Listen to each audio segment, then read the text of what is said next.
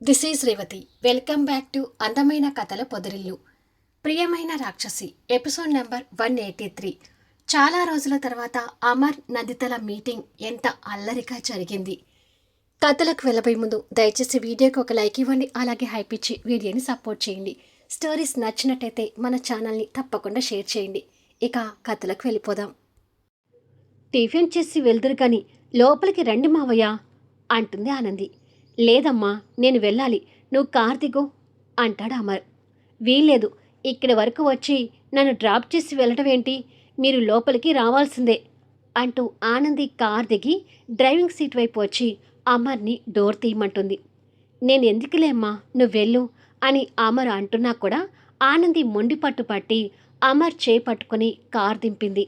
అమర్ వద్దంటున్నా కూడా బలవంతంగా ఇంట్లోకి లాక్కొచ్చింది.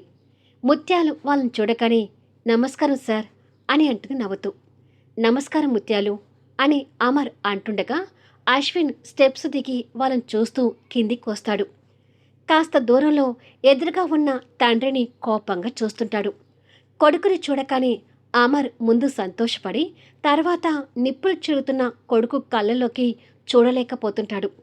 ఆనంది వాళ్ళ ఇద్దరి చూపులు గమనించి కూడా మా అత్త ఎక్కడుంది ముత్యాలు అని అడుగుతుంది.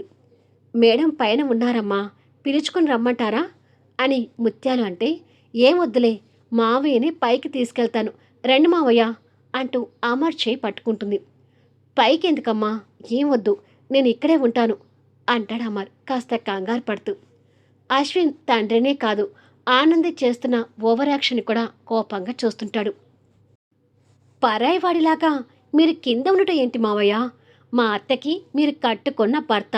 మీరు మా అత్త రూమ్లోకి వెళ్ళినంత మాత్రాన తప్పేమీ కాదు. కాసేపట్లో అందరం కలిసి టిఫిన్ చేద్దాం. అప్పటి వరకు మీరు అత్త రూమ్లో వెయిట్ చేయండి అంటూ అమర్ చేపట్టుకొని తీసుకువెళ్తుంటే అశ్విన్ వాళ్ళ దారికి అడ్డుగా నిలబడి ఉంటాడు. తప్పుకోయమ్మా, మేం పైకి వెళ్ళాలి అంటూ అశ్విన్ని పక్కకి ఒక తోపు తోసి అమర్ వద్దు అంటున్నా కూడా బలవంతంగా అమర్ చేపట్టుకొని పైకి తీసుకుని వెళ్తుంటుంది. అది చూసి ముత్యాలు సంతోషపడుతుంటే అశ్విన్ మాత్రం ఆనంది చేసే పనులను కోపంగా చూస్తుంటాడు. అశ్విన్ అలా కోపంగా చూడటం అమర్ గమనిస్తూనే ఆనంది బలవంతంతో పైకి వెళ్తుంటాడు. రూమ్ ముందుకు తీసుకువెళ్ళి అమర్ని లోపలికి తోస్తుంది. దాంతో అమర్ వెళ్ళి అక్కడ ఎదురుగా నిలబడి ఉన్న నందిత మీద పడతాడు. ఆనంది నెట్టిన ఫోర్స్కి అమర్ వెళ్ళి తన మీద పడితే సడన్గా జరిగిన చర్యకి నందిత కంట్రోల్ చేసుకోలేక వెనక్కి పడబోతుంది. వెంటనే అమర్ తను కింద పడకుండా గట్టిగా పట్టుకుంటాడు. అంతా క్షణాల్లో జరిగిపోతుంది. ఆనంది అది చూసి నవ్వుతూ డోర్ క్లోజ్ చేసి, ఏదో ఒకలా మావయ్య అత్త కూడా కలిస్తే ఇక నా ఆనందానికి పగ్గాలుండవు అంటూ ముందుకు తిరిగేసరికి అక్కడ అశ్విన్ నిలబడి తన వైపు గుర్రున చూస్తుంటాడు. ముందు రూమ్ లోపల చూసుకుంటే సడన్గా అమర్ రూమ్లోకి రావటం, తన మీద పట్టం చూసి నందిత షాక్ అవుతూనే అమర్ వైపు కోపంగా చూస్తుంటుంది. తన చూపులకు అమర్ కంగారు పడుతూ, నాకేమీ తెలీదు నందిత, ఆనందిని నన్ను లోపలికి తోసింది అని అంటాడు. ఆనంది అలా తోయటం నందిత కూడా గమనించింది కాబట్టి ఆ విషయంలో మాత్రం ఎక్స్క్యూజ్ చేస్తూ అనుమానంతో కాస్త కిందికి చూసింది. తన నడుం చుట్టూ అమర్ చేతులు చుట్టుకొని ఉండిపోయాయి. అంటే తను కింద పడబోతున్న క్రమంలో తనని అలా చుట్టుకొని పట్టుకుంటాడు అమర్. అలా పట్టుకున్న విషయం అమర్ మర్చిపోయి దగ్గరగా ఉన్న భార్యని కన్నురెప్ప కొట్టకుండా ఆరాధనగా చూస్తుంటాడు. నడుము చుట్టూ ఉన్న అమర్ చేతులు చూసి నందిత కోపం తెచ్చుకుంటూ అమర్ వైపు చూస్తుంటుంది. ఆ కోపానికి మళ్ళీ కంగారు పడుతూ, ప్రామిస్, నేను కావాలని వచ్చి నీ మీద పడలేదు, ఆనంది తోస్తేనే నేను వచ్చి నీ మీద పడ్డాను అని అంటాడు. నా నడుం చుట్టూ చేతులు వేసి అల్లుకోమని కూడా ఆనందినే చెప్పిందా అంటూ సూటిగా చూస్తూ అడుగుతుంది నందిత. అలా ఏమీ చెప్పలేదే అంటాడు అమర్ ఆలోచిస్తూ. మరెందుకు నా నడుం చుట్టూ చేతులు వేసి అలా పట్టుకున్నారు అమరేంద్ర గారు అంటూ ఒత్తి పలుకుతూ అడుగుతుంది. నీ నడుం చుట్టూ చేతులు వేశానా అంటూ తన నడుము వైపు చూసి తనను చుట్టుకొని ఉన్న చేతులు చూసుకొని, ఓ, మర్చిపోయి వేశానట్టుంది, వేసినట్టుగా కూడా నాకు గుర్తులేదు అని అంటాడు. ఇంకా అలాగే చుట్టుకొని పోయి. అప్పుడు గుర్తు లేకపోతే ఇప్పుడు చూశారు కదా! ఇప్పుడైనా తీయొచ్చు కదా! అని కోపంగా అడుగుతుంది. కదా! ఇప్పుడు తీయాలి కదా! అంటూ తను ఛాతీ మీదకి గుంజుకుంటాడు. ఏయ్! ఏం చేస్తున్నావు అమర్? అని అంటుంది. అమర్ బందీఖానాలో ఉండిపోయి. రేపైతే చేయనులే భయపడకు అంటూ కన్ను గీటుతాడు. పిచ్చి వేషాలు వేయకుండా ముందు నన్ను వదులు అని అంటుంది. ప్రేమగా అతని తలతో తన తలని ఢీకొట్టి తన నుదుటి మీద చిరుముద్దిచ్చి తనని వదులుతాడు. ఈ వేషాలే వేయకు అని తిడుతుంది. ఇక రూమ్ బయట అశ్విన్ చూసే చూపులకి ఆనంది కూడా ఏమాత్రం బెదరకుండా సూటిగా కాసేపు చూసి, ఇక మనం చూసుకుంది చాలే గాని వాళ్ళకి దగ్గరగా ఉంటే బాగోదు, పక్కకు వెళ్దాం రాయమ్మా అంటూ అశ్విన్ చేపట్టుకొని ఆ రూమ్కి కాస్త దూరంలో పక్కకి లాక్కెళ్తుంది ఆనంది. అసలు నువ్వేంటే అన్ని తింగరి పనులు చేస్తుంటావు, ఇప్పుడెందుకు ఆయన్ని మా అమ్మ రూమ్లోకి పంపించావు అని కోపంగా అడుగుతాడు. టిఫిన్ చేయడానికని లోపలికి తీసుకొచ్చాను. ముత్యాలు టిఫిన్ రెడీ చేసేసరికి టైం పడుతుంది కదా అని అత్త రూమ్లో వెయిట్ చేయమని పంపించాను. మా మావయ్యని తన భార్య దగ్గరికి అలా పంపించడం తప్పాయామా అంటూ మిడిగుడ్లు వేసుకుని అమాయకత్వం నటిస్తూ అడుగుతుంది. నీ ఓవర్ యాక్షన్ని కట్టి పడేస్తావా, లేకపోతే లాగిపెట్టి చంపని ఒకటి ఇవ్వమంటావా అంటూ చేయి చూపిస్తాడు. అమ్మో వద్దులే, కట్టి పడేస్తానులే అంటూ నార్మల్కి వస్తుంది. ఇప్పుడు చెప్పు, ఎందుకు మీ మావయ్యని మా అమ్మ రూమ్లోకి పంపించావు అని అడుగుతాడు.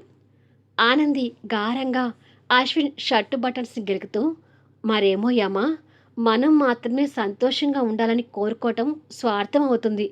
ఎలాగో శివంగి మా అన్నయ్య దగ్గరికి వెళ్ళిపోయింది. ఇప్పుడు మావయ్య అత్త కూడా కలిస్తే ఎంత బాగుంటుందో కదా అంటూ ఆశగా మాట్లాడుతుంది. నీకు బాగుంటుంది, కానీ మాకు నచ్చదు అంటూ షర్టు మీద ఉన్న ఆనంద చేయి విసిరికొట్టి, మీ మావయ్య మమ్మల్ని బయటికి పంపించినప్పుడు నేను మా అమ్మ ఎంత బాధపడ్డామో తెలిస్తే నువ్వు ఇలా మాట్లాడవు అని అంటాడు. మా కారణంగానే మావయ్య అత్తయ్య విడిపోయారని మీ ముగ్గురు మనసులో ఉంది కదయమ్మా, అందుకని ఇప్పుడు నా వల్ల అయినా వాళ్ళని అలా కలనివ్వు అని అంటుంది. ఆ మాటకి తన వైపు ఇంకా కోపంగా చూస్తుంటాడు. కోర్స్ అప్పుడు మీరు మావయ్యకి దూరం అయ్యి బాధలు పడే ఉంటారు, అది నేను కూడా ఒప్పుకుంటాను. అలా అని చెప్పి ఇప్పుడు దూరంగా ఉండి బాధపడటం ఎందుకు? ఎప్పుడైనా సంతోషాలు వెతుక్కుంటూ వెళ్ళాలి కానీ గత జ్ఞాపకాల బాధల్ని తలుచుకుంటూ అలాగే ఉండకూడదు అమ్మా. ఎగ్జాంపుల్, నన్ను మా అన్నయ్యని చూడు. మా పేరెంట్స్ మర్డర్కి గురయ్యారు అన్నప్పుడు అన్నయ్య నేను చాలా కృంగిపోయాము. కానీ అంతకు మించిన ప్రేమ మావయ్య రూపంలో మాకు దొరికిందనుకొని మనసుని ముక్కలు చేసే బాధని వదిలేసి మావయ్య ప్రేమని తలుచుకుంటూ ఉండిపోయాము. అలాగే బాధలు ఉన్నాయి కదా అని ఎప్పుడు అవే పట్టుకొని ఊగులాడొద్దు అమ్మా. జరిగింది కాలానికి వదిలేయాలి, జరగబోయేది సంతోషంగా ఆహ్వానించాలి. జీవితం అనేది నా దృష్టిలో చాలా చిన్నది అమ్మా. ఆ చిన్న జీవితంలో మనం సంతోషాలు కల్పించుకుంటూ ఉండాలి కానీ ఎప్పుడో ఏదో జరిగిందని తలుచుకుంటూ ఇంకా జీవితాంతం బాధపడుతూ ఉండకూడదు. ఇలా బాధతోనే రోజులు గడుపుతూ వెళ్ళి జీవితం చివర్లో వెనక్కి తిరిగి చూశాక మన లైఫ్లో ఏం అనుభవించామా అని మనమే ప్రశ్నలు వేసుకుంటే సమాధానాలు దొరకవు. ఎలాగో మావేని అత్త రూమ్లోకి పంపించాను కాబట్టి కాసేపైనా వాళ్ళని ప్రశాంతంగా ఉండనివ్వు, వాళ్ళని డిస్టర్బ్ చేయకు. ఎందుకంటే వాళ్ళ లైఫ్లో ముప్పావంతు దూరంగానే ఉండి బాధతోనే గడిపారు. ఇప్పుడైనా ఆ జంట కలవాలని నా కోరిక. నేను తింగర్దాన్నే కావచ్చు, కానీ నేను ఏది చెప్పినా ఏది చేసినా అది అర్థవంతంగా ఉంటాయని నా భావన. నా మాటలు నా అభిప్రాయాలు నీకు నచ్చకపోతే ఇక నీ ఇష్టం అమ్మా. వెళ్ళి మా మావయ్యని బయటికి పంపించుకుంటే పంపించుకో అని చెప్పి వెళ్ళిపోతుంది ఆనంది. తన మాటలు అశ్విన్లో ఆలోచనలు రేకిస్తూ డోర్ వేసి ఉన్న వాళ్ళ రూమ్ వైపు చూసి ఇక రూమ్లో ఉన్న వాళ్ళని డిస్టర్బ్ చేయకుండా ఆలోచిస్తూనే వెనక్కి తిరుగుతాడు. అసలు ఇక్కడికి ఎందుకు వచ్చావు అమర్ అని అడుగుతుంది నందిత. నా కూతుర్ని ఆనందితో కలిసి మన ఇంటికి పంపించావు కదా, నేను తిరిగి ఆనందిని డ్రాప్ చేద్దామని వచ్చాను. దాంతో ఆనంది నన్ను పట్టుకొని వదలకుండా ఇదిగో నన్ను ఇలా రూమ్లోకి తోసేసి వెళ్ళిపోయింది అని అంటాడు. కూతురు నీ దగ్గరికి వచ్చింది కదా, సంతోషమా అని అడుగుతుంది. సంతోషమే, కానీ ఒక్క నా కూతురే కాదు, నా భార్య, నా కొడుకు, నా కోడలు కూడా ఆనంద నిలయానికి వస్తే ఇంకా సంతోషంగా ఉంటుంది అంటాడు అమర్. కలలు కంటూ కూర్చోకు, ఆ కలలు కలలుగానే ఉంటాయి కానీ ఎప్పటికీ నెరవేరవు. అయినా నీ ఇష్టం వచ్చినప్పుడు మమ్మల్ని వెళ్ళమంటే వెళ్ళటానికి, రమ్మంటే రావటానికి మేమేమీ ఆట బొమ్మలం కాదు అని అంటుంది. తన కోపంలో అర్థం ఉందని అమర్కి తెలుసు కాబట్టి మౌనంగా ఉండిపోయి ఆ పక్కనే ఉన్న వాళ్ళ పెళ్లి ఫోటో దగ్గరికి వెళ్తాడు. ఆ ఫోటోని దగ్గరికి తీసుకొని, ఓ రోజు నన్ను ఈ ఫోటోలో చూసుకుంటున్నావు అన్నమాట అని అంటాడు. నందిత దగ్గరికొచ్చి ఆ ఫోటో గుంజుకొని నా రూమ్లో వస్తువులు తాకొద్దు అని చెప్పి తిరిగి దాన్ని అక్కడ పెట్టింది. వస్తువుల్ని తాకొద్దు అంటే నిన్ను తాకాలని అర్థం అని అంటాడు నవ్వుతూ చూస్తూ. ఆహా, వయసు మీద పడుతున్నా ఈ వేషాలకేం తక్కువ లేదు అని అంటుంది. వయసు నా శరీరానికి కానీ నా మనసుకి కాదు అని అంటాడు. అది అర్థమవుతూనే ఉంది అని చెప్పి, ఇంతసేపు నువ్వు నేను రూమ్లో ఉంటే నా కొడుకు ముందు నాకు ఒకలా ఉంటుంది, ముందు పద అంటూ అమర్ చేపట్టుకుని బయటికి తీసుకొచ్చింది. అమర్ టిఫిన్ చేయడం కోసమని ఆనంది, ముత్యాలు డైనింగ్ టేబుల్ దగ్గర హడావిడి చేయడం అమర్కి, నందితకి కనిపిస్తుంటుంది. నీ కోడలు నువ్వు టిఫిన్ చేయడానికి తెగ హడావిడి చేస్తుంది, పద టిఫిన్ చేసి వెళ్దుగాని అని కోపంగానే చెప్తుంది. నువ్వు అంత కోపంగా చూస్తూ టిఫిన్ చేయమన్నా ఆ టిఫిన్ తింటే నాకు డైజెషన్ కాదులే, అనవసరంగా నా హెల్త్ పాడవుతుంది అంటాడు అమర్ కూడా కాస్త కోపంగా చూస్తూ. ఆ మాటకి ముందు చురుగ్గా చూసి, ఇహిహి టిఫిన్ చేద్దుగాని పదండి అని నవ్వుతూ చెప్పి, ఇప్పుడు ఓకేనా అని అంటుంది. పైకి ఏదో ఒక చిన్న నవ్వు నవ్వినా, సరే నీది ఓకే, కానీ నీ కొడుకు ఓకే అనాలి కదా. నేను ఇక్కడికి రావడమే వాడికి నచ్చక నన్ను పెద్ద విలన్లా చూస్తున్నాడు. ఇక టిఫిన్ చేస్తే ఏకంగా నన్ను చంపేస్తాడేమో. నాకు ఇంకొంతకాలం బతకాలని ఉంది. దయచేసి మీ తల్లి కొడుకు నన్ను చంపకండి, నా దారిన నన్ను వెళ్ళనివ్వండి అని అమర్ టకటక స్టెప్స్ దిగి కిందికి వెళ్తుంటాడు. అమర్తో కోపంగా మాట్లాడినా అలా టిఫిన్ వద్దని వెళ్తుంటే నందిత బాధగా చూస్తూ అమర్ వెనుక ఒక్కొక్క స్టెప్ దిగి కిందికి వస్తుంటుంది. డైనింగ్ టేబుల్ దగ్గర సర్దుతున్న ఆనంది అమర్ రావడం చూసి, వచ్చారా మావయ్య, బ్రేక్ఫాస్ట్ వేడివేడిగా ఉంది, రండి తిందురుగాని అంటూ అమర్ చేయి పట్టుకుంటుంది. నాకొద్దమ్మా, మీరు కానివ్వండి అంటూ ఆనంది తల నిమురుతూ చెప్తుండగా నందిత అక్కడికి వస్తుంది. వాళ్ళ మాటలు వింటూ అశ్విన్ కూడా అక్కడికి వస్తాడు. అదేం కుదరదు మావయ్య, మీరు టిఫిన్ చేసి వెళ్ళండి, నేను పంపించను అంటూ మొండికేస్తుంది ఆనంది. అది విని అమర్ కొడుకు వైపు చూస్తాడు. కొడుకులో అదే సీరియస్నెస్ కనిపిస్తుంటుంది. ప్లీజ్ ఆనంది, నన్ను బలవంతం పెట్టకమ్మా, నేను ఇంటికి వెళ్ళి టిఫిన్ చేస్తానులే, నన్ను వెళ్ళనివ్వు అని చెప్పి సున్నితంగా ఆనంది చేయి విడిపించుకుంటాడు. కోడలు అడిగినందుకైనా టిఫిన్ చేసి వెళ్ళొచ్చు కదా అంటుంది నందిత. నిజానికి అమర్కి కూడా అందరితో కలిసి తినాలని ఉంది, కానీ కొడుకు కోపాన్ని చూసి జంకుతున్నాడు. ముత్యాలు వాళ్ళ దగ్గరికి వచ్చి, టిఫిన్ చల్లారక ముందే అందరూ వచ్చి కూర్చుంటే టిఫిన్ వడ్డిస్తాను అని అంటుంది. నేను ఇంటికి వెళ్ళి టిఫిన్ చేస్తాను, నాకేం వద్దులే ఆనంది, మీరు వెళ్ళి కానివ్వండి అని చెప్పి అమర్ వెళ్ళబోతుంటే ఆ క్షణం ఆనంది, నందిత మొహంలో కంటే ఎక్కువగా తండ్రి తినకుండా వెళ్తున్నాడు అనే బాధ అశ్విన్ ముఖంలో కనిపిస్తుంది.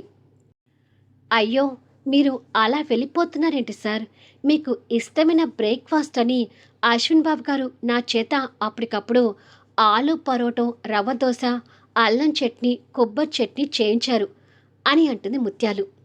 అది విని బయటికి వెళ్ళబోతున్న అమర్ ఆగిపోతే ఆనంది, నందిత ఆశ్చర్యపోయి చూస్తుంటారు. ముత్యాలు అలా బయటపడినందుకు అశ్విన్ తల పట్టుకుంటే ఈ ముగ్గురు అశ్విన్ వైపు చూస్తుంటారు. వాళ్ళ ముందు అశ్విన్ తడబడుతూ, అది ముత్యాలు ఏదో పొరపాటుగా చెప్పింది, ఆలు పరోటా అవన్నీ నేను కూడా ఇష్టంగానే తింటాను కదా, అది నా ఇష్టంతోనే చేయమన్నాను కానీ ఇంకెవరికో ఇష్టమే కాదు అంటాడు అశ్విన్. కొడుక్కి తండ్రి మీద ఉన్న ప్రేమ ఆనందికి, అమర్కి అంత లోతుగా తెలియదు కాబట్టి అదే నిజం కావచ్చు అని అనుకొని అమర్ మౌనంగా ఉంటాడు. ఇక తండ్రి మీద కొడుక్కి ఉన్న ప్రేమ నందితకు బాగా తెలుసు కాబట్టి తను కూడా మౌనంగా ఉంటుంది. కానీ ఆనంది నోరు ఊరుకోదు కదా! అనుమానంగా అశ్విన్ వైపు చూస్తూ, "అదేంటి అమ్మా! నీకసలు ఆలు పరోటో, అల్లం చట్నీ ఇష్టమే ఉండదు కదా! ఎప్పుడు అది చేసినా అది వద్దు, వేరే బ్రేక్‌ఫాస్ట్ పెట్టమని అడుగుతావు కదా!" అంటూ నోరు వెళ్ళబెట్టి బయటపడుతుంది. అబ్బా! ఇదొక తింగర్ది అంటూ అశ్విన్ మనసులో కోపంగా తిట్టుకొని, నాకు అప్పుడంటే ఇష్టం లేకపోయినా ఇప్పుడు బాగా ఇష్టంలే. అందుకే చేయించుకున్నాను అని అంటాడు. తండ్రి మీద ఉన్న ప్రేమని ఏమాత్రం బయటపడనివ్వకుండా. వాళ్ళ మాటలు విని కొడుకు, కోడలి వైపు అమర్ అర్థం కానట్టుగా చూస్తుంటే, ముత్యాలు ఎవ్వరికీ తెలియకుండా అమర్ వైపు చూసి, మీకోసమే అశ్విన్ బాబు గారు అవి చేయమన్నారు అన్నట్టుగా కళ్ళతో సైగ చేసి చెప్తుంది. దాంతో అమర్ కొడుకు ప్రేమను అర్థం చేసుకుని నవ్వుతూ, ఆలు పరోటా అనగానే నాకు బాగా ఆకలి అనిపిస్తుంది ముత్యాలు, త్వరగా వచ్చి వడ్డించు అంటూ అమర్ స్వతంత్రంగా వెళ్ళి డైనింగ్ టేబుల్ దగ్గర కూర్చుంటాడు. మళ్ళీ నెక్స్ట్ వీడియోలో కలుద్దాం. కథ నచ్చితే లైక్ చేయండి, హైప్ ఇవ్వండి, మీ అమూల్యమైన అభిప్రాయాలు తెలియచేయండి. అలాగే మన స్టోరీస్ని తప్పకుండా షేర్ చేయండి. Thank you for listening.